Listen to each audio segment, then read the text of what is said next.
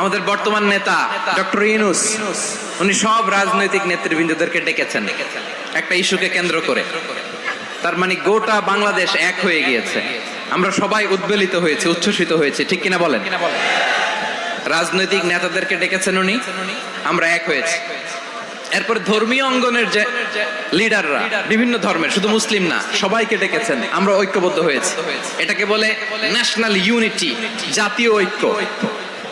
যে কোনো ধরনের কনস্পাইরেসি, ষড়যন্ত্র, আধিপত্যবাদ মোকাবেলায় জাতীয় ঐক্যের চেয়ে মুখ্যম হাতিয়ার আর নাই।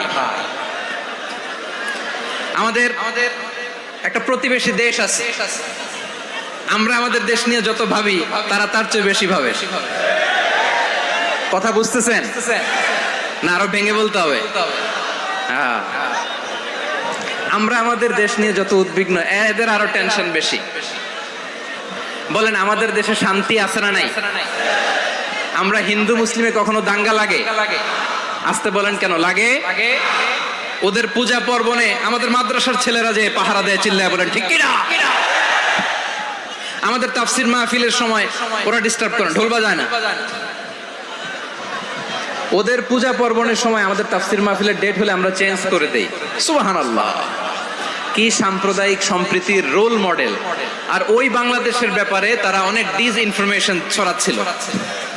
ভারতের অনেকগুলো গণমাধ্যম, আমি জেনারেলাইজ করব না, আমাদের প্রতিবেশী দেশের সব গণমাধ্যমকে আমি দোষ দিতে চাই না, অনেকগুলো গণমাধ্যম তারা ডিসইনফরমেশন শেয়ার করেছে। ডিসইনফরমেশন আর মিস ইনফরমেশনের পার্থক্য আছে। মিস ইনফরমেশন না জেনে ভুল বুঝে একটা মিথ্যা বা ভুল তথ্য ছড়িয়ে দেয়া, এটার ক্ষমা আছে। এটার কি আছে? আর ডিসইনফরমেশন মানে ইচ্ছা করে, প্ল্যান করে, ম্যাপ করে, ছক এঁকে মিথ্যা, গুজব, রটনা সোশ্যাল মিডিয়ায় ছড়ানো, এটার ক্ষমা আছে? আওয়াজ করে বলেন, ক্ষমা আছে? ভারতের কিছু গণমাধ্যম তাই করেছে, আমরা ব্যথিত হয়েছি, আমাদের হৃদয়ে রক্তক্ষরণ হয়েছে। আমাদের প্রতিবেশী দেশকে বলতে চাই, আমাদের দেশ নিয়ে আপনাদের ভাবার দরকার নাই, নিজের চরকায় তেল দেন, নিজের দেশ নিয়ে ভাবেন। গত মাসের ভয়েস অফ আমেরিকার রিপোর্ট, বাংলাদেশে সংখ্যালঘু জনগোষ্ঠী আগের চেয়ে বেশি নিরাপত্তা পাচ্ছে। Report voice of America, Muslim report নাকি? মুসলিম জরিপ, ভয়েস অফ আমেরিকা। কথা বুঝে নাই বোধহয়। ভয়েস অফ আমেরিকা কি আমাদের রিপোর্ট? না, ভয়েস অফ আমেরিকার জরিপ, বাংলাদেশের সংখ্যালঘু জনগোষ্ঠী আগের চেয়ে ভালো নিরাপত্তা পাচ্ছে। শুধু এখানেই শেষ না, মাইক্রোসফটের একটা জরিপ শোনাই আপনাদেরকে। তারা সারা পৃথিবীতে গুজব, ভুয়া আর মিথ্যা নিউজ ছড়ানোতে কোন দেশ সেরা একটা রিপোর্ট করেছে। এর মধ্যে 1 নম্বরে এসেছে ভারতের নাম। মাইক্রোসফট তো মুসলমানরা চালায় না? কথা বোঝে নাই বোধহয়। প্রতিবেশী দেশকে বলবো, আপনারা নিজের চরকায় তেল দেন, আপনারাও শান্তিতে থাকেন, আমাদেরকেও শান্তিতে থাকতে দেন। সব চেঞ্জ করা যায়, প্রতিবেশী চেঞ্জ করা যায় না। আমাদের ল্যান্ড তাদের ল্যান্ড, পাশাপাশি। আমরা চাই তারাও সুখে থাক, আমরাও সুখে থাকি, ঠিক কিনা?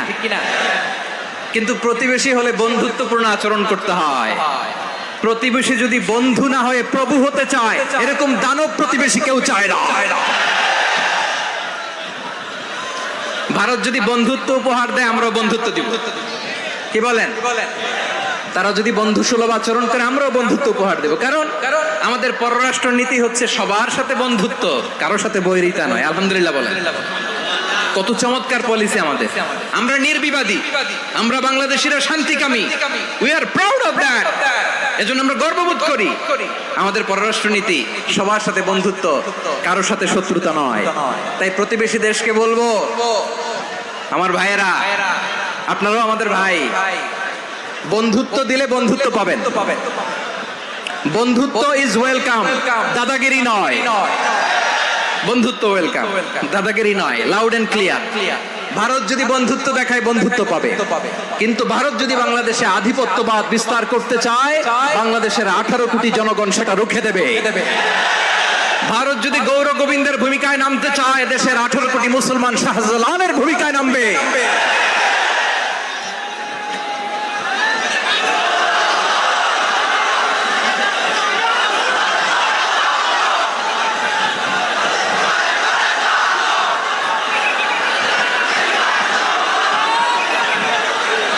ভাইয়েরা, আমরা বন্ধুত্বে বিশ্বাসী, শত্রুতায় নই, ঠিক কিনা বলেন? আল্লাহ আমাদেরকে বোঝার তৌফিক দান করুক। তাহলে এই যে তারা বলেছে এদেশে সংখ্যালঘুরা কষ্টে আছে, দুঃখে আছে, এটা কি ঠিক? বলেন এটা কি ঠিক? না, তারা ডিস ইনফরমেশন শেয়ার করেছে, এটা ঠিক নয়। আমার প্রতিবেশী বন্ধু রাষ্ট্রকে বলবো আপনারা এটা করবেন না, এটা করবেন না। আমরা শান্তিতে আছি, আপনারাও শান্তিতে থাকেন, আমাদেরকেও শান্তিতে থাকতে দেন। এই যে চিটাগাং এর অ্যাডভোকেট আলিফ হত্যাকাণ্ডে গোটা বাংলাদেশ আমরা ধৈর্যের পরাকাষ্ঠা দেখিয়েছে, চিল্লায় বলেন ঠিক কিনা? আমাদের নেতা আমাদেরকে ডেকেছে, আমরা শান্ত থেকেছি, আমরা শান্ত থাকতে চাই, আমরা ঐক্যবদ্ধ থাকতে চাই। যে কোনো ষড়যন্ত্র রুখে দেওয়ার জন্য ঐক্যবদ্ধ প্রচেষ্টার কোনো বিকল্প নাই। তাই আজকের আলোচনার ছোট্ট একটা টপিক আমি শিরোনাম ঠিক করেছি, আমাদের জীবনে, সমাজ জীবনে, ধর্মীয় জীবনে, রাষ্ট্রীয় জীবনে ঐক্যবদ্ধ থাকার গুরুত্ব। এবার আওয়াজ করে পেকুয়ার ভাইয়েরা বলেন, আমরা ঐক্যবদ্ধ জীবনযাপন করতে চাই কি চাই না? আল্লাহ তাআলা সে নির্দেশনাই দিচ্ছেন। আল্লাহ তাআলা ইরশাদ করছেন, ওয়া'তাসিমু বিহাবিলিল্লাহি জামিআন ওয়া লা তাফাররাকু ওয়াযকুরু নি'মাতাল্লাহি আলাইকুম إذ كنتم أعداء فألف بين قلوبكم فأصبحتم بنعمته إخوانا وكنتم على شفا حفرة من النار فأنقذكم منها كذلك يبين الله لكم آياته لعلكم تهتدون الله أكبر পড়েন আল্লাহ বললেন, ও গোলামেরা শোনো, ওয়া'তাসিমু বিহাবিলিল্লাহি জামিআ, ও আমার গোলামেরা সবাই মিলে আল্লাহর রশিকে আঁকড়ে ধরো। আল্লাহর রশি হলো ইসলাম, আল্লাহর রশি হলো কোরআন। আল্লাহ বললেন কোরআনকে আঁকড়ে ধরো, ইসলামকে আঁকড়ে ধরো। একা একা আঁকড়ে ধরলে চলবে না, জামিআ সবাই মিলে আঁকড়ে ধরো। এই আদেশটা আমাদের জন্য দান করেছেন কে? আল্লাহ তাআলার নির্দেশ, ওয়া'তাসিমু বিহাবলিল্লাহি জামিআ, সবাই মিলে আল্লাহর রশিকে আঁকড়ে ধরো। হাবলুল্লাহ মানে আল্লাহর রশি, হাবলুল্লাহ মানে কি? রশি। এই হাবলুল্লাহ আল্লাহর রশি বা আল্লাহর রজ্জু দ্বারা উদ্দেশ্য হচ্ছে ইসলাম। আল্লাহর রশি দ্বারা উদ্দেশ্য কি? তাফসিরে অনেক ব্যাখ্যা এসেছে। এই এরকম পরিস্থিতিতে তাফসিরের সূক্ষ্ম সূক্ষ্ম বিষয়গুলো আমরা শোনাতে চাই, কিন্তু পরিবেশ হয়ে ওঠে না। আল্লাহর রজ্জু বা আল্লাহর রশি দ্বারা উদ্দেশ্য হচ্ছে ইসলাম, আল্লাহর রজ্জু বা আল্লাহর রশি দ্বারা উদ্দেশ্য হচ্ছে কোরআন। কারণ কোরআন আমাদেরকে ঐক্যবদ্ধ করে, ইসলাম আমাদেরকে ঐক্যবদ্ধ করে, চিল্লায় বলেন ঠিক কিনা? এজন্য আল্লাহ বললেন, তোমরা আমার রশিকে আঁকড়ে ধরো, বিচ্ছিন্ন হয়ে না, আমার দেয়া নেয়ামতগুলো স্মরণ করো। যখন তোমরা ছিলে শত্রু, তোমাদের মধ্যে হৃদয়ে আমি আল্লাহ ভালোবাসা ঢেলে দিলাম, ফলে তোমরা সবাই ভাই ভাই হয়ে গেলে। তোমরা সবাই ছিলে জাহান্নামের কিনারায়, জ্বলন্ত অগ্নিকাণ্ডের পাশে। আমি আল্লাহ দয়া করে ঈমানের বদৌলতে তোমাদেরকে আগুন থেকে ফেরালাম। আমি আল্লাহ দয়া করে তোমাদেরকে জান্নাতের পথ দেখিয়ে দিলাম। সুবহানাল্লাহ পড়েন।